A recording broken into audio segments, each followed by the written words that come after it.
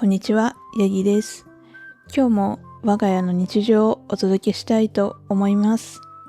前回の動画でご紹介したこの特急クラスのおもちゃですが、あんなにバチバチにメンチ切っていたのが嘘のように、やっと仲良くなってくれました。今のこの動画はまだちょっと距離がある感じなのですが、黒柳さんがこのように仲良くしてねとやってるうちに心が通じたのか、今までは何だったのかと思うほど急に距離が縮まりました。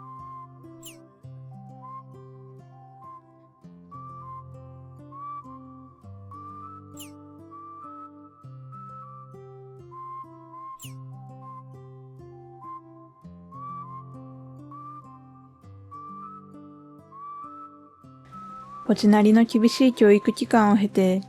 無事に我が家の一員として受け入れられたようです。この切り替えタイミング本当に謎すぎます。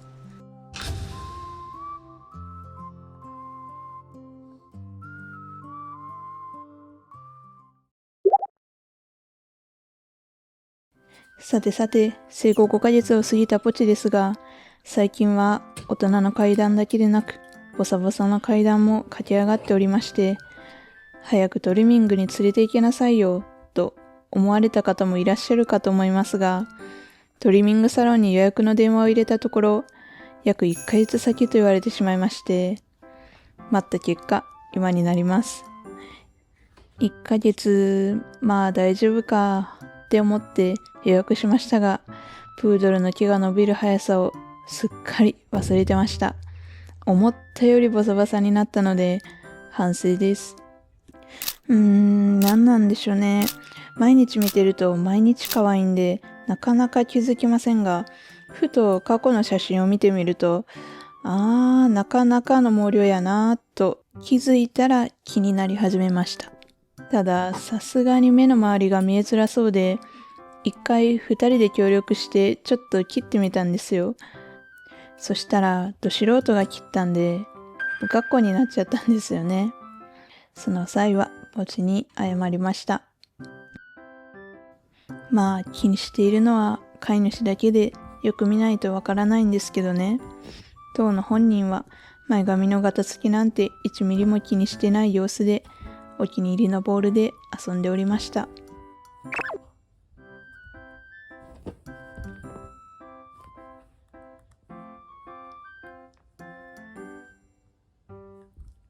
ちなみにですね、トリミングの日に向けて毎日欠かさずブラッシングの練習をしていました。気玉を防ぐためっていうのもあるんですが、少しでも体に触れられることに慣れておいてもらって、トリミングのハードルを下げておけたらいいなぁと思ってました。果たして成果は出るのやら。まずはトリミングの前にポチも一緒に街へお買い物に行きました。お目当てはですね、こちらのハイビスカスです。これで黒柳さんはハイビスカスティーを作りたいとのこと。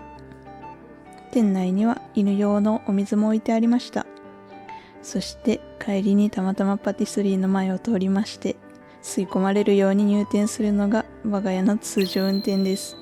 なかなか食べたいものが決まりませんが、店員さんに声をかけられてしまうと焦って即決です。さてさて、一旦お家に帰ります。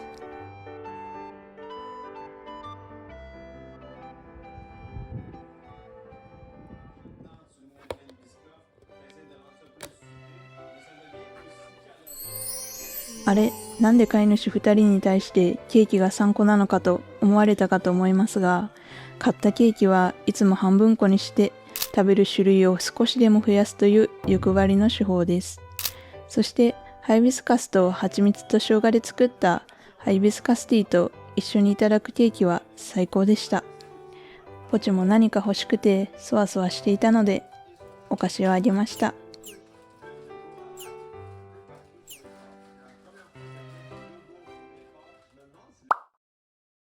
それではお腹も満たされたのでトリミングに向かいます。前回のリュック初挑戦の時よりもさらに体が大きくなったので、リュックのホールド感がジャストサイズに近づいております。ついにポチの初トリミングへ。個人的にはこのボサボサも好きなんですけどね。お店に到着し、ポチは預け、私たちが店を出ると、ドアから寂しそうなポチを見つけてしまいました。この日は大型犬が多かったみたいで、いい社会勉強になりそうです。預けた際に大泣きするかと思いきや、予想外の場所に来て頭が追いついていないのか、泣くことなくお別れしました。ポチを預けている間、2時間待つことになるわけですが、家に帰るにはちょっと遠いので、公園でのんびりすることにしましたが、初めての場所で緊張していないか、暴れていないか、飼い主2人は落ち着きませんでした。お互い10分に1回ぐらいは、ポチ大丈夫かなとか言い合いながら、そわそわと公園のベンチへ座ってました。ただ、そわそわはしていますが暑かったので、アイスクリーム屋さんを見つけたので、行ってきました。なんだか大食いな飼い主みたいになってますが、休みの日だけこういうパティスリー行ったりとかしているだけで、普段はですね、そんな食べてないですね。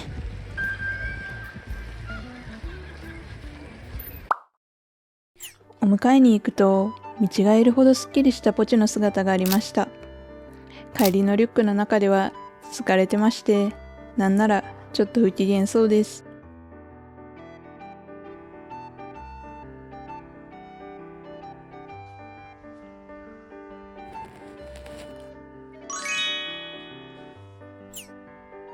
それにしてもこの変わりようには驚かされました。トリマーさんにお話を伺ったところ、暴れることもなく、終始ものすごくおとなしく、お利口さんにしていたそうです。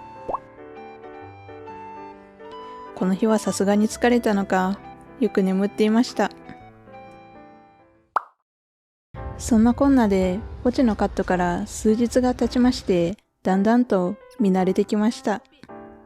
ただ、カットしたら毛量減るので小さく見えるのかなとか思ってたんですけど、逆に大きくなった気がして面白かったです。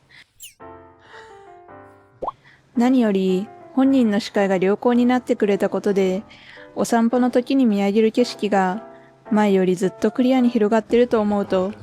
なんだか飼い主としても嬉しく思います。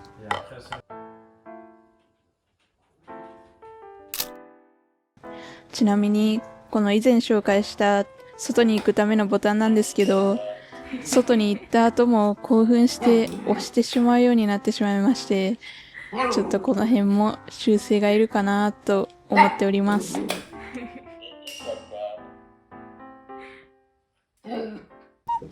そして、この時期大変だったことがありまして、朝起きると寂しくて泣いてしまう朝泣きが始まってしまいました。私たちは基本的に寝るのが遅いので、朝4時半とかに起きる生活は結構寝不足が続きました。ただこれは2週間ちょっとでだんだん回数も減りました。我が家が取った対策としては、毎朝決まった時間に目覚ましのアラームを設定することです。アラームが鳴るまではどんなにアピールされても絶対に反応しないと心を鬼にして、アラームが鳴ってから初めて動くというルールを繰り返してみました。すると、ポチなりに一日のリズムをつかんでくれたのか、